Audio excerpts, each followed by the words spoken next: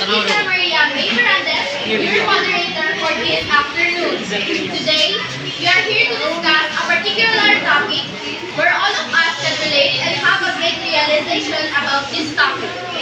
Our topic today is entitled The Impact of Social Media in High School Mental Health. Social media is woven into the fabric of modern life, especially for young people. It connects, informs us, and entertains us. But it also presents challenges, and it's crucial to understand how these platforms affect the well-being of our teenagers. Now, allow me to introduce our panelists for today.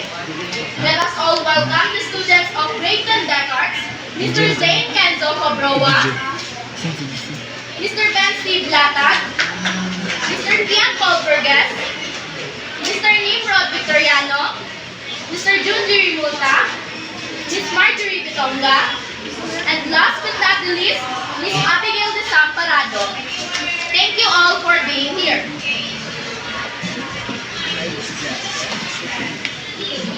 So, to kick this off, I would like to start with a question. How does social media affect teenagers' mind differently than adults? Based on my research, social media affects teenagers differently than adults. Still developing brains, and the social security and efforts to develop social comparison and inclusivity. Most of the teenagers are vulnerable to the effect of social media like cyberbullying, mental health issues, and autism. Social media can affect teenagers' mind differently than adults because their developing brains are more sensitive to it and to it. Reading information issues like parenting, social questioning, and addiction. Well, that makes sense. So let us talk about the two ways sides of social media effects. How can social media be good or bad for teenagers' mental health? In my opinion, they can follow a educational account on TikTok or YouTube. Learn practical skills like coding, studying techniques, which build confidence and reduce anxiety related to students. Social media can benefit teenagers' mental health content, learn to use social right, providing educational mental health, boundary and creative participation skills, providing health experience. Thank you for that, Mr. Nimrod Victoriano and Mr. Ian Poltergeist. That was an insightful thought on how we are going to make good things stronger for our teenagers nowadays. Now, moving on.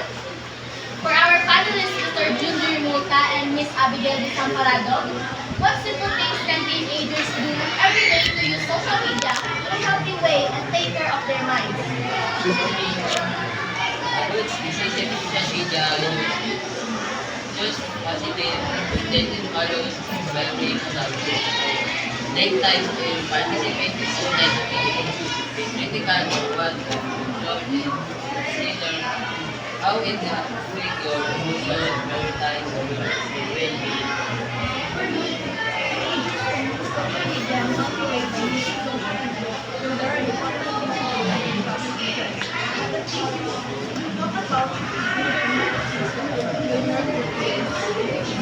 We do really need to have a good habit in order for us to avoid spending too much in social media.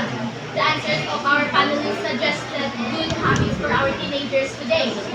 How about I ask Mr. Ben Steve Latag, who should help with the good and bad things about social media for our teenagers? For the question. Protecting teenagers online means everyone working together. Parents, schools, social media companies, and the government. Parents should teach good online habits and talk to their children. Schools can teach students how to think critically about what they see online. Social media companies need to make their sites safer and stop cyberbullying. The government can make rules to protect children online. By working together, we can make the internet a better place for children. Thank you for that, Mr. Ben Steve Latag. It is really important to know what are the impacts of social media and how it could benefit us. Now, before I close, we'd like to get you involved. We would like to question some of the audiences present today regarding to our panel discussion. So, our question number or bad? Or has it done to the has it done to someone you know? What did you learn from it? Okay, Miss Kalino. For me, yes. Social media made me feel good when using it. It is because, as Mr. Vitoriano said, social media helps connect with friends and also it can make my work easier or doing my homework easier, especially talking to people or my relatives away from me. Okay, so thank you for that answer. So second question is, the people on the panel talk about easy ways to social media in a healthy way. Which one of those ideas do you think would work best for you? How could you start doing it every day? The idea that I could get is Mr. Multa's answer because it is a good example of the everyday which states the importance of the well-being. Okay, thank you for that, Mr. Sipitas. So the last question is, one of the panelists said that everyone needs to help make the internet safer for teenagers. What's one thing you could do to help make social media a better place for young people? Okay, Mr. Pato. For me, I highly suggest that social media holders make a different platform for teenagers so that in order for them to be safe, they can socialize appropriately and in a way they can know that they can be aware of some bad influencers, and that's all.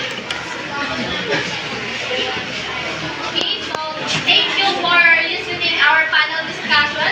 Again, we are Group 2 and we are proud to present you today. Thank you.